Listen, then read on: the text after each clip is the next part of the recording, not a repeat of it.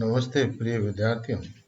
राजकीय महिला महाविद्यालय सिरोही के इतिहास विभाग की इस क्लास में आप सभी का एक बार पुनः स्वागत है। आज हम बात करेंगे आंग्ल सिख द्वितीय युद्ध के कारण और परिणाम की। आंग्ल सिख द्वितीय युद्ध 1848 से 1849 ईसा के मध्य संपादित हुआ। इससे पहले हम आंग्ल प्रथम सिख युद्ध की बात कर चुके हैं। प्रथम युद्ध के उपरांत ऐसी व्यवस्थाएं स्थापित नहीं हो सकी कि लंबे समय तक पंजाब राज्य में शांति स्थापित हो, क्योंकि रानी जिंदन व लाल सिंह के उद्देश्य पूरे नहीं हुए थे। उन्होंने अब सेना को पुनः राष्ट्रीयता के नाम पर संगठित करना प्रारंभ कर दिया और इस तरह उन्होंने पंजाब को एक बार पुनः अपने उद्देश्य पूर्ति के लिए युद्ध की विभीषिका में झोंक दिया।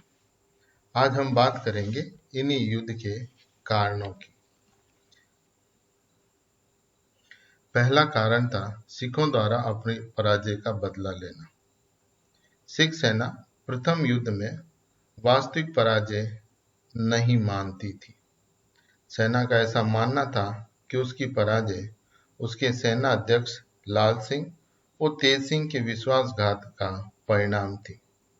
सेना को अपनी शक्ति पर अभी भी भरोसा था और उसी शक्ति के भरोसे पर वो प्रथम युद्ध में हुई अपनी पराजय का अपमान का बदला लेना चाहती थी। दूसरा कारण था अंग्रेजों द्वारा पंजाब के प्रशासन में हस्तक्षेप करना। जैसा लाहौर संधि में निर्धारित हुआ कि प्रशासन या प्रशासनिक कार्य संपादित करने के लिए सहयोग प्रदान करने के लिए एक अंग्रेज रेजिडेंट नियुक्त किया जाएगा और इस हेतु हेनरी लॉरेंस को नियुक्त किया गया। हेनरी लॉरेंस साम्राज्यवादी प्रवृत्ति का व्यक्ति था।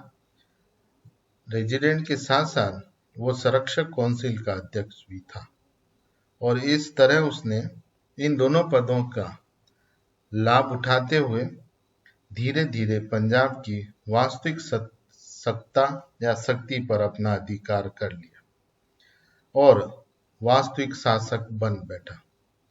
दिन प्रतिदिन उसका प्रशासनिक कार्यों में हस्तक्षेप बढ़ने लगा। परिणाम स्वरूप सिख समुदाय उससे नाराज हो गया या उनके इन कार्यों से वो परेशान होने लगे। अगला कारण था लॉर्ड डलहौजी की नियुक्ति। 1848 में हार्डिंग्स के भारत से वापस चले जाने के उपरांत लॉर्ड डलहौजी को भारत का गवर्नर जनरल नियुक्त किया गया, जो एक पूर्णतः साम्राज्यवादी व्यक्ति था और ब्रिटिश साम्राज्य का भारत में अधिक से अधिक विस्तार करना चाहता था। भारत आते ही उसने पंजाब सेना व प्रशासन में दोष निकालने प्रारंभ कर दिए। उन दोषों के आधार पर उसने पंजाब को अंग्रेजी राज्य में मिलाने के प्रयास तीव्र कर दिए। तो डलहौजी की नियुक्ति भी आंग्ल पंजाब या आंग्ल सिख संघर्ष का कारण बनी। अगला कारण था रेजिडेंट लॉर्ड लॉरेंस के प्रशासनिक सुधार। इससे पहले हमने बात की रेजिडेंट धीरे धीरे अपनी शक्ति का विस्तार करते हुए अत्यधिक शक्तिशाली बन गया था। दिलीप सिंह नाम मात्र का शासक रह गया था। सभी कार्य प्रशासनिक नियंत्रण लॉर्ड लॉरेंस के हाथ में थे। दिलीप सिंह उसकी इच्छा के विरुद्ध कोई भी कार्य नहीं कर सकता था। लॉरेंस ने प्रशासनिक सुधारों के साथ साथ सामाजिक सुधारों का कार्य भी प्रारंभ कर दिया। उसके द्वारा सती प्रथा और कन्या वध पर प्रतिबंध लगा दिया गया। साथ ही उसने जमींदारी व्यवस्था में भी महत्वपूर्ण परिवर्तन प्रारंभ कर दिए। सुधारों और परिवर्तनों के परिणाम स्वरूप सिख समुदाय उससे नाराज हो गया, क्योंकि सिख समुदाय उन सुधारों के पक्ष में नहीं था, क्योंकि सुधार उनकी परंपराओं के विरुद्ध थे। अगला कारण था रानी जिंदन के प्रति अंग्रेजों का व्यवहार। लाहौर संधि के द्वारा रानी की 50,000 पेंशन स्वीकृत की गई थी, लेकिन डलहौजी ने आते ही रानी की पेंशन को घटाकर 12,000 कर दिया और उनके ऊपर यह आरोप लगाया कि वो पंजाब राज्य से अंग्रेजी सेना को, अंग्रेजी साम्राज्य को बाहर निकालने का षड्यंत्र कर रही है। रानी जिंदन के प्रति अंग्रेजों के इस व्यवहार के कारण भी सिख समुदाय अंग्रेजों से नाराज या रुष्ट हो गया। अगला कारण था दिलीप सिंह की शादी में व्यवधान उत्पन्न करना। अंग्रेज राजनीतिक व प्रशासनिक हस्तक्षेप ही नहीं कर रहे थे, अब उन्होंने शाही परिवार के व्यक्तिगत जीवन में भी हस्तक्षेप करना प्रारंभ कर दिया। दिलीप सिंह का हजारा के गवर्नर छतर सिंह की पुत्री के साथ वैवाहिक संबंध स्थापित हुआ। अंग्रेज इस संबंध के विरुद्ध थे और उन्होंने विवाह की तारीख निश्चित नहीं होने दी। इतना ही नहीं, हजारा के अफगानों को छतर सिंह के विरुद्ध कर विद्रोह के लिए प्रोत्साहित करना प्रारंभ कर दिया। परिणाम स्वरूप दोनों राज्यों के साथ अंग्रेजों के संबंध धीरे धीरे खराब होने लगे। अगला कारण था सिख सैनिकों की संख्या और उनके वेतन में कटौती। सिख अंग्रेजों के विरुद्ध भिन्न भिन्न युद्धों में परास्त हो गए, लेकिन उनकी शक्ति अभी भी कम नहीं हुई। खालसा सेना अभी भी सशक्त और शक्तिशाली मानी जाती थी। इस कारण अंग्रेजों को हमेशा यह भय रहता था कि कहीं खालसा सेना उन पर आक्रमण नहीं कर दे, और इस भय से मुक्ति पाने के लिए लॉरेंस ने खालसा सेना के न केवल वेतन और भत्तों में कमी की, बल्कि उनकी संख्या में भी अत्यधिक कमी कर दी। इस कारण खालसा सेना में विद्रोही की स्थिति उत्पन्न हो गई और उन्होंने अंग्रेजों को पंजाब से बाहर निकालने की कार्यवाही प्रारंभ कर दी। अगला कारण था तेज सिंह और दिलीप सिंह के बीच कटुता उत्पन्न होना। जैसे हम पहले बात कर चुके हैं, दिलीप सिंह केवल नाम मात्र का शासक रह गया था।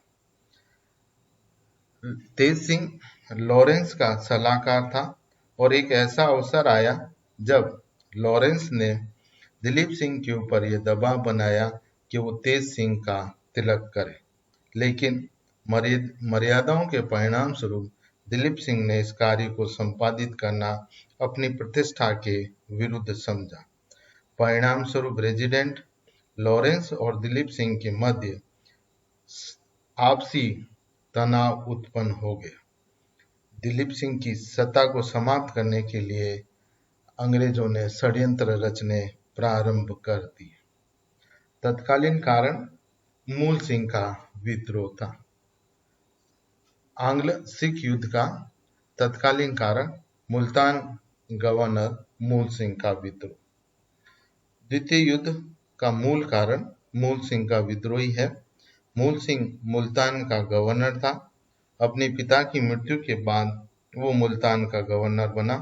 उसके पिता 12 लाख रुपए लाहौर कोष में जमा करवाते और उसके विरुद्ध उन्हें प्रशासनिक कार्यों में स्वतंत्रता प्राप्त थी। लॉरेंस ने अपनी राज्यकाल के समय इस राशि में अत्यधिक वृद्धि कर दी और इस वृद्धि के कारण दोनों के मध्य तनाव उत्पन्न हो गया। लॉरेंस ने इस तनाव के परिणाम स्वरूप मूल राज के स्थान पर खान सिंह को मुल्तान का गवर्नर नियुक्त कर दिया। सत्ता परिवर्तन 4 हस्तांतरण के लिए उसने 2 अंग्रेज अधिकारियों को मुल्तान भेजा। मूलराज ने सहर्षी अपना पद त्याग दिया और ऐसा कहा जाता है कि वहां की जनता ने इन दोनों अधिकारियों एंग्यूस और एडिसन की हत्या कर दी, जिसका सारा दायित्व अंग्रेजों ने मूल राज के ऊपर थोप दिया। विवश होकर अंग्रेजों के विरुद्ध मूल राज ने विद्रोह या विरोध करना प्रारंभ कर दिया, जो आंग्ल सिख युद्ध का मूल या तत्कालीन कारण बन गया और अंग्रेजों को मूल राज का विरोध दमन करने का अवसर मिल गया और उन्होंने भी युद्ध की घोषणा कर दी। अब हम युद्ध की प्रमुख घटनाओं की बात करेंगे। 22 नवंबर 1848 को सिख और अंग्रेजों में ये युद्ध हुआ, किंतु यह अनिर्णायक युद्ध रहा। 13 जनवरी 1849 को चिलियावाला के युद्ध में भीषण युद्ध संपादित हुआ। इसमें सिखों ने अंग्रेजों को परास्त कर दिया। जनवरी 1849 में अंग्रेज सेना ने मुल्तान पर आक्रमण किया, जिसमें मूल राज परास्त हुआ। मुल्तान पर अंग्रेजों का अधिकार हो गया।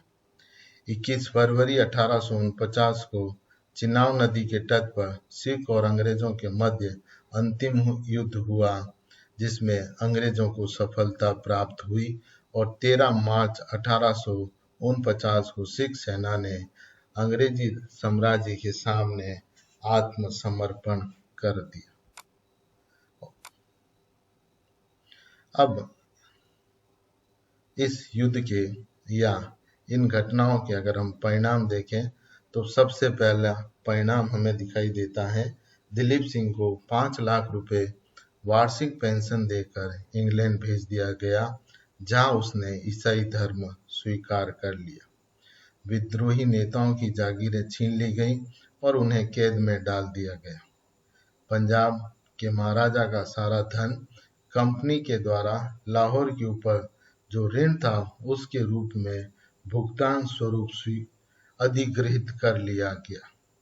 दिलीप सिंह को महाराजा की उपाधि देना सुनिश्चित किया गया। सिख सेना को भंग कर दिया गया। दीवान मूल राज को वर्मा भेज दिया गया और इस प्रकार पंजाब की स्वतंत्र अस्तित्व को समाप्त कर पंजाब राज्य को ब्रिटिश राज्य अंग्रेजी राज्य में मिला लिया गया। भारत में अंग्रेजी राज्य की प्राकृतिक सीमा जो थी वे अब समाप्त हो गई और इस तरह द्वितीय युद्ध के परिणाम स्वरूप अंग्रेजों ने पंजाब का अधिग्रहण कर लिया। धन्यवाद प्रिय विद्यार्थियों।